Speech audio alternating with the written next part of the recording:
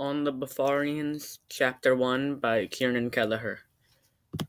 Many civilizations have risen and have fallen over the centuries. However, most leave a lasting impact on the world. There is one key difference between these civilizations and the Bafari. The Bafari were isolated from most other civilizations, having very few contacts with the outside world. However, theirs is one of the most interesting and advanced societies. This presentation is meant to show the Bavarians' technology, economy, religion, government, and many more topics to bring a light to this forgotten civilization. This is their story. The Bafari were great sailors and fishermen. They created amazing maps of their own continent and could locate anywhere easily. They knew of the best fishing spots and had sailing technology above their time. There's even evidence of contact with the Huang civilization, which is located in modern-day China, due to Bafarian spears being found in southeastern China. The land around Bafari was very diverse. To the north, there was a subtropical climate. On the western coast, forests and grasslands dotted the land. To the south, closer to the Southern Ocean, it became much colder. Further inland, it became mountainous. Beyond the mountain ranges, the Great Steppe formed. Very few ever crossed the Great Steppe.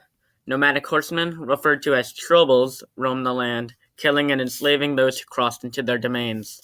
However, the few traders who came back across the steppes told of riches and creatures beyond your wildest dreams.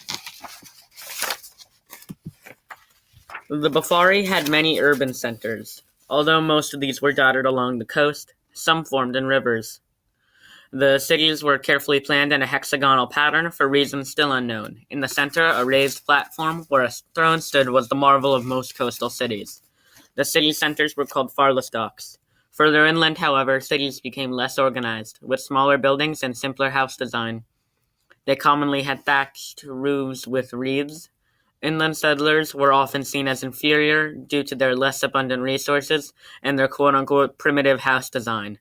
Their houses were called yoklas, or in English, hovels.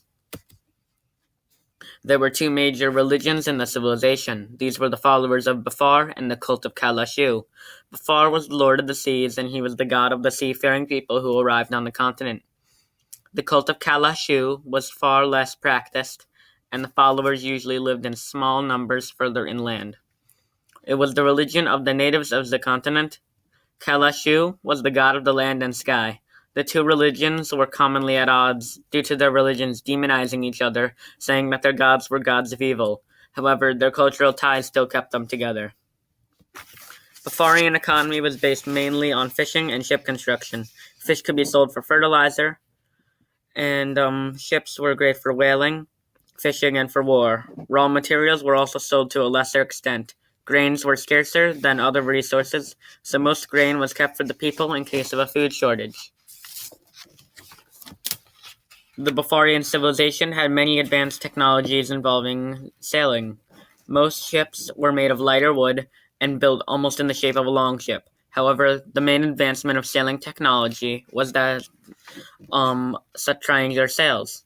Triangular sails allowed the ships to go much faster than any other ship at that time. The civilization had also developed long nets to catch fish in rivers and other fishing innovations, such as longer fishing spears. At the top of the social structure was the high king of all the kingdoms. Below him were the lesser kings, ruling over their petty kingdoms. Below them were the nobles, who were usually in charge of lesser administrative duties. Priests were also on this level. Below them were the merchants, who were not citizens of any kingdom, and the free men. Merchants, due to their economic wealth that drove the economy, were allowed a degree of freedom. A free man was anyone who worked or owned a boat. Alternatively, they may have been fishers. Below them, at the lowest of the low, were the slaves. They usually did farm work, which was seen as below free men. The civilization had two major sources of food, the sea and farms. Most food was collected through fishing, and since there were so many fishers, it allowed for a steady source of food. The people found ways to preserve fish for long periods of time with salts and oils. However, in the case the fishing season failed, there was always grain as a backup. In conclusion, the Bafarians had a very advanced society, culture, and way of life. Unfortunately, their civilization ended before it could really begin. However, their writings, artifacts, and art still keeps their culture alive. And although they are gone, we have these precious items to remember them by. And maybe that's enough. The end. Thank you for reading/listening.